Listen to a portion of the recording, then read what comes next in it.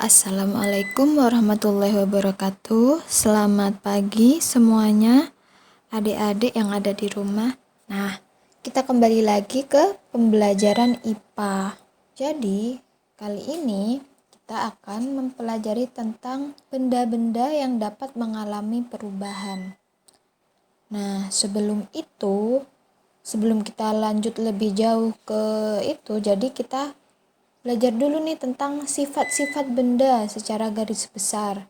Nah, secara umum itu sifat-sifat benda dibedakan menjadi dua, yaitu sifat fisika dan sifat kimia. Sifat fisika itu biasanya yang berkaitan dengan keadaan fisiknya, seperti bentuknya, warnanya, baunya, titik didih, titik bekunya, titik leleh, daya hantar, ukuran partikel, dan massa jenis atau densitasnya.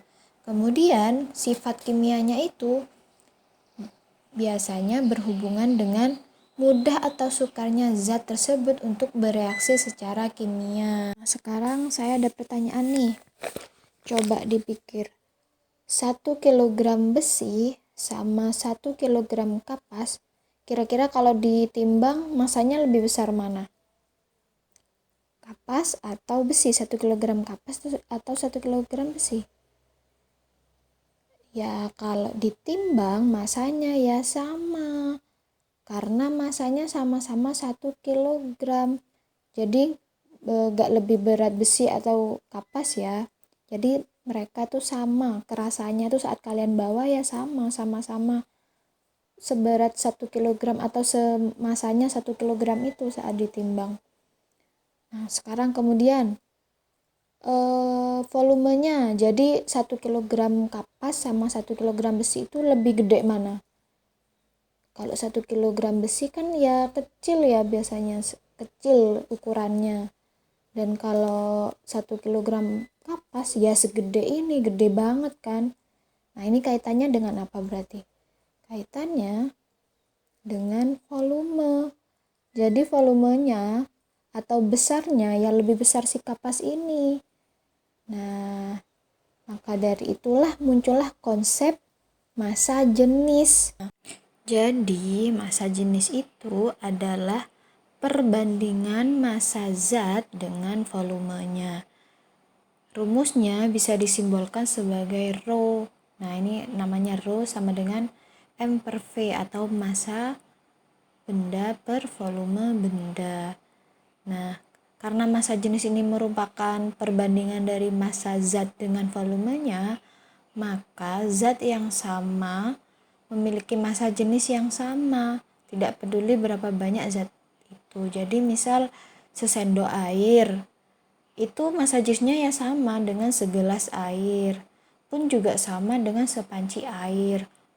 Nah, tapi kalau zatnya berbeda, misal sesendok air asin, air laut sama sesendok air tawar, yaitu massa jenisnya sudah berbeda.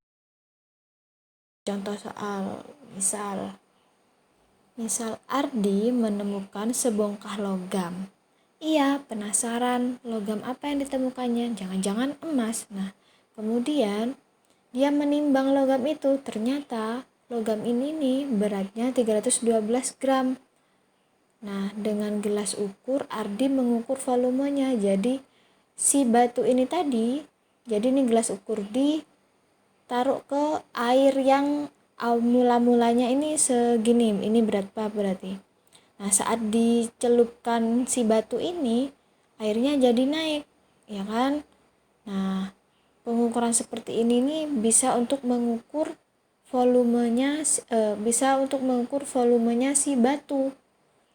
Karena dia bentuknya kan tidak beraturan. Baru kalau bentuknya balok, kalian bisa ngukur pakai volume balok seperti apa, panjang kali lebar kali tinggi. Nah, karena ini batunya tidak berukuran, jadi cara ngukurnya seperti ini. Nah, kayak gitu. Nah, kemudian apa yang kita dapat dari hasil pengamatan tadi? Yang pertama, massanya logam 312 gram. Kemudian volumenya logam. Nah, volumenya logam itu didapat dengan volume air dan logam. Jadi volume air dan logam yang dicelupkan secara bersamaan tadi tuh itu berapa, kan segini. Oh berarti 100 ml dikurangi 60 atau volume air saat sendirian, ya kan, yaitu 60 ml.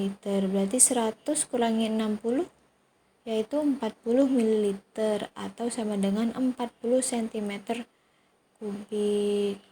Nah, sudah ketemu. Nah, tadi kan massa jenis itu dia adalah perbandingan massa dan volume.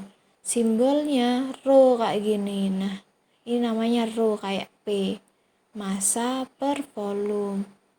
Massanya berapa? 312 gram. Volumenya 40 cm kubik. Nah, kalau dihitung hasilnya 7,8 gram per cm kubik. Nah, dari sini kita bisa dapat kesimpulannya.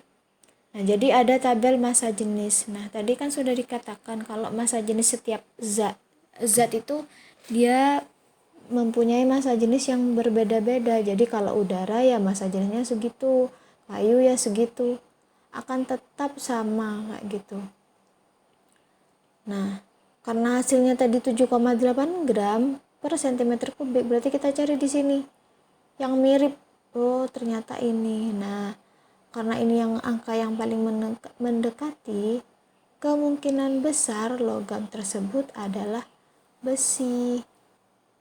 Jadi, kesimpulannya massa jenis ini dapat menentukan jenis suatu zat.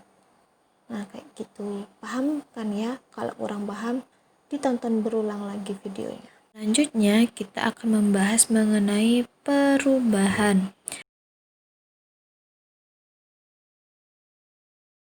Jadi, perubahan itu ada dua, yaitu perubahan fisika dan perubahan kimia. Selanjutnya, kalian bisa mengikuti cuplikan video berikut. Sekian materi untuk hari ini, silahkan dipelajari. Dan mari kita diskusikan gambar-gambar ini adalah contoh perubahan apa. Sekian.